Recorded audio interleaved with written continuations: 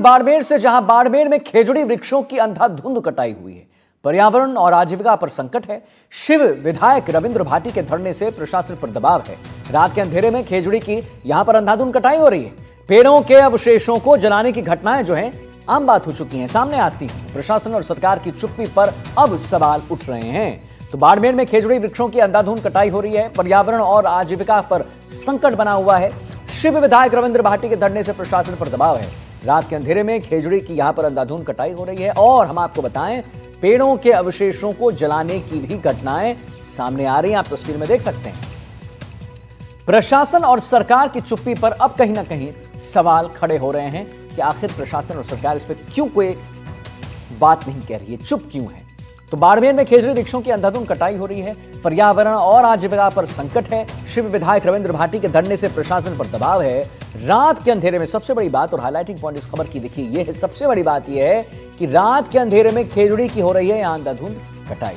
पेड़ों के अवशेषों को जलाने की घटनाएं सामने आ रही। आज इसके यहाँ बड़ी 4 महीना आया तो नहीं, मैं तो आसा मैं बेसा मैं केसा सरकार ना कि भैया सरकार ना केसा के एक पेड़ तो थे थारे मारे ना माथे लगाओ पड़िया लारे यहाँ प्रशासन वाला माथे बीचे हजार खेजड़े कटाए मैं केसा आंखा रे नीचे जो को कहन पौधारोपण ये जगह सटकाया पड़े रोज रात थे सब माथो नीचो गाते बैठा हो जदे नो बताई रात पूरी ये जगह खेजड़े बढ़े और थारी गस्त वस्त उस जगह ठाकुन मीना का तमाम चीजें ठाकुन की करे वो सूती कौन जिम्मेदार है हुए गरीब आदमी बेचारो यहाँ जांच आती 3 दिन मीना जो पूरी करनी आती 4 महीना हुआ रहा 4 महीना मीना अजा तक जांच पूरी को नहीं हुई कौन जिम्मेदार है हुए। भूपेश हमारे संवाददाता फोन लाइन पर जुड़ गए। भूपेश, जरा आप बताइए कि यहां पर रविंद्र भाटी जो है क्या कुछ कह रहे हैं, क्या कुछ कहना चाह रहे हैं। पुलिस के माध्यम से पुलिस को कुछ वो जानकारी दे रहे थे, बता रहे थे कि भाई गरीब आदमी है, उनकी भी आजीविका है। क्या कुछ कह रहे थे भूपेश, जरा बताइए और क्या मामला है उसके बारे में जरा विस्तार से जानकारी दीजिए।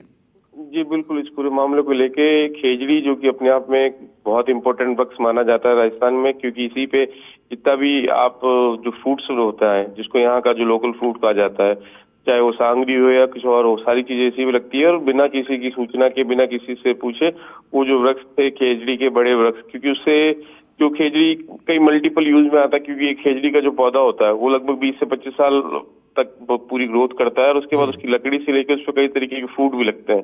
तो तमाम बातें थी, उनको लेके ग्रामीण द्वारा एक शिकायत दर्ज कराई गई थी कि भाई हमारे खेजड़ी के पौधे हटा दिए गए या जला दिए गए और उस जगह को साफ कर दिया गया। इसी के चलते रविंद्र सिंह भाटी आज अधिकारियों को समझा रहे हैं कि सबसे बड़ा सवाल यहाँ पर भूपेश जी देखिए ये होता है कि आखिर ऐसा क्यों किया गया, क्यों जला दिए गए, क्यों काट दिए गए, क्या रीजन रहा।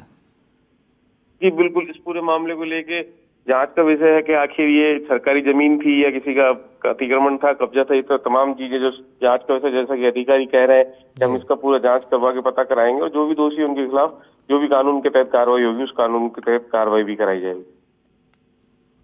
चलिए ठीक है भूपेश जी, बहुत बहुत धन्यवाद महत्वपूर्ण जानकारी देने के लिए।